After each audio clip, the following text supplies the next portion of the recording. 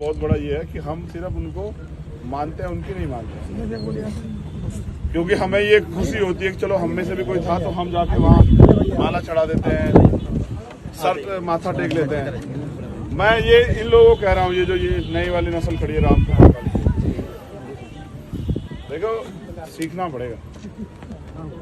अभी एक मुझसे गाड़ी में चल के साथी कहा था कि भाई मैं तो बाबा साहब का मिशन चला रहा हूँ, अभी दिखा नहीं मुझे यहाँ कहीं। मैंने उसको कहा कि ठीक है फिर बताओ बाबा साहब कब पैदा हुए थे, तो बताया 14 अप्रैल। मैंने कहा सन बताओ, तो सन बता नहीं पाया। तो बताओ कैसा मिशन चला रहे जब आपने नहीं सर। आज तो बाबा साहब को भी हम चर्चा कर रहे थे, वो भी पूछ रहा है जो बाबा साहब की जीते जी सब यात्रा निकाले, वो संगठन बाबा साहब कह रहा है कि बाबा साहब से बड़ा कोई था ही नहीं।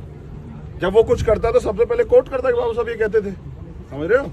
क्योंकि बाबा साहब वो ज्ञानी पुरुष थे, जिनकी महापुरुष, जिनकी हर सब्जेक्ट पे थ्योरी है, कुछ ना कुछ हर जगह उन्होंने अपनी बात रखी है। कोई सब्जेक्ट ऐसे जिसपे बाबा साहब ना बोले हो, जिसपे उन्होंने विचार ना रखे हो। तो जब आप पढ़ोगे ना, उनकी वॉल्यूम्स हैं। मैं आपको फिर कह रहा हूं, आजकल एक जो नया ट्रेंड हो गया ना, वो मसीहा भगवान बनाने वालों से बाहर निकल जाओ। पैर छूना, हाथ मिलाना, फोटो खिंचवाना, इससे कुछ नहीं बदलता। तुम मेरा ज्ञान ले सकते हो इससे, अभी मिले, जब तुम पढ़ोगे तभी मिलेगा तुम्हें तुम्हारा ज्ञान। चाहे तो मूर्ख बन जाओ और 2-4-10 साल बाद कहना कि हम तो कुछ कर ही नहीं पाए, या फिर पढ़ना लिखना सीख लो। जब पढ़ना लिखना सीख जाओ, हमसे तो 2 बच्चे आज मिले थे, ऐसे हमने पूछा कि बताओ कितनी उम्र है, एक ने कहा 16 साल। तो हमने कहा आज के बाद हमारी रैली में माना मत। जब बालिग हो जाओ, अभी अपनी पढ़ाई पूरी करो, जब बालिग हो जाओ और समझ जाओ लड़ाई को, तब आना। क्या करोगे आके? अभी तुम्हारी जरूरत किताबों को है तुम्हें, और तुम यहाँ घूम रहे हो, समय खराब कर रहे हो। क्यों कर रहे हो?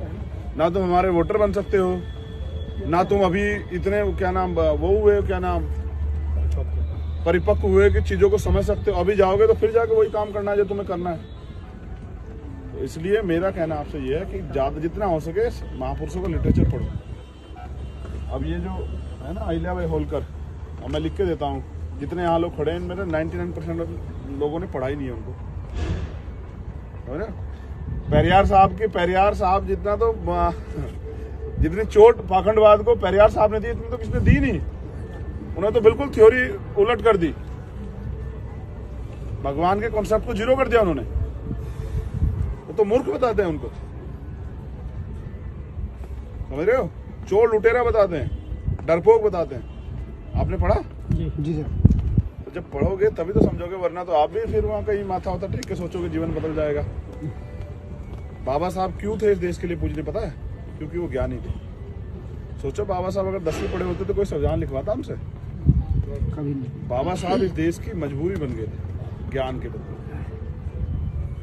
वरना इतना बड़ा कॉन्स्टिट्यूशन, दुनिया का सबसे बड़ा कॉन्स्टिट्यूशन कैसे लिखा जाता? और उसमें भी जो उन्होंने सहमत किया लोग अपनी बात से, तो ये किसके बदौलत? ज्ञान के बदौलत। ज्ञान कहाँ से मिलेगा? सीखने से। और उन्होंने कहा ना, मुझे मूर्तियों में खोजने की जरूरत नहीं, मैं किताबों में हूँ। तो हम कहाँ खोज रहे हैं उनको? मूर्तियों में। तो मूर्तियों से क्या मिलेगा? कबीर साहब कहे ना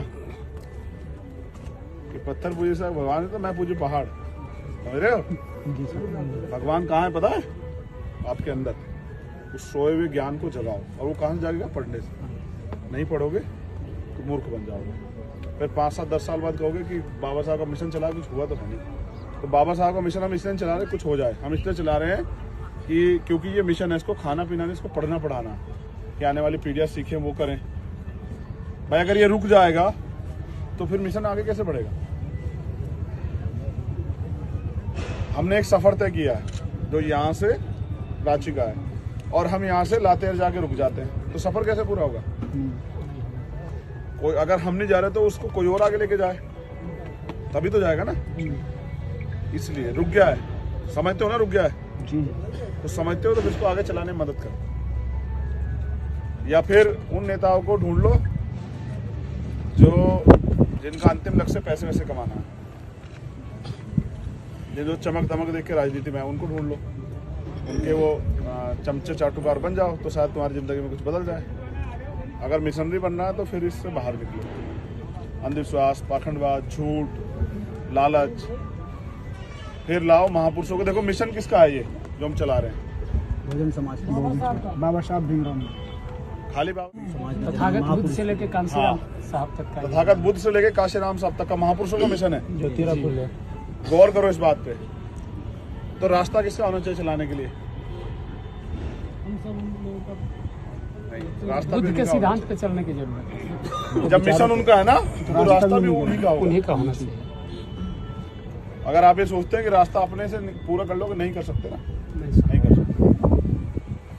जब तक आपके अंदर दया, करुणा, मैत्री, भाईचारा नहीं आएगा, समता, समानता, बंधुत्व, भाईचारे को आप नहीं समझोगे। जब तक आपके अंदर ये 4 चीजें पैदा नहीं होगी, ईमानदारी, संघर्ष, संकल्प और समर्पण, जब तक ये 4 चीजें नहीं आएंगी आप आंदोलन में नहीं चला सकते। याद रखना, जब आपकी बोली लगेगी तभी बिक जाओगे। समझ रहे हो? क्या क्या? ईमानदारी, दूसरा क्या? संघर्ष, तीसरा संकल्प, चौथा समर्पण, त्याग। देखो जैसे मैंने एक दिन हाथरस वाला इशू याद है आप लोगों को? जी सर। उस दिन मैंने तय किया था अपनी माँ को वो करके, उनसे उन्होंने मुझसे कहा कि अरे मत जाओ, खबर ये कि वो पुलिस तुम्हारे एनकाउंटर कर देगी। तो मैंने उनसे कहा कि सोचो अगर वो आपकी बेटी होती और उसके साथ ऐसा होता तो आप मुझे रोकते क्या? वीडियो भी आया था सर। तो उन्होंने मुझसे कहा कि नहीं जाओ, अच्छा जाओ। उस दिन मैंने तय किया था कि माला नहीं पहनूंगा। और 90% हमारी यूनिट के लोग जानते हैं, फिर भी माला ले खड़े रहते हैं। और मैं देखता हूँ, हंसता हूँ कि देखो कितने बड़े मूर्ख। जो नहीं जानते उनको तो बेचारों कुछ पता नहीं, उनको चलो उनकी बात नहीं है। लेकिन जिनको मैंने बता रखा है माला नहीं पहनता, वो भी ले खड़े रहते हैं। जिन कहते हैं भैया एक बार पहन लो, क्या हो जाएगा भाई? मैंने भी ये संकल्प लिया है आप सब लोगों के सहयोग से कि जब तक बाबा साहब अम्बेडकर और माननीय काशीराम साहब का सपना पूरा नहीं होता तब तक हम माला नहीं पहनेंगे। और मेरा मन है माला पहनने का, इसलिए इस देश में प्राइम मिनिस्टर बनना है, इसलिए मैं यहाँ झारखंड में हूँ। समझ रहे हो? वरना अगर मुझे विधायक MP बनना होता, मेरे यहाँ बहुत बड़ी जगह, वहाँ 403 विधायक बनते हैं और 80 MP बनते हैं। क्यों सर? गलत तो नहीं कह रहा हूँ? कितने विधायक बनते हैं यूपी में? 403 और 80 MP बनते हैं। मैं झारखंड में क्यों? कि भाई जाग जाओ। मैं अपना समय यहाँ इसलिए दे रहा हूँ कि आप लोग भी खड़े हो जाओ, क्योंकि एट द लास्ट लड़ाई आपको लड़नी है। कोई भी यहाँ पट्टा करवा के नहीं आया कि वो 100 साल जिएगा।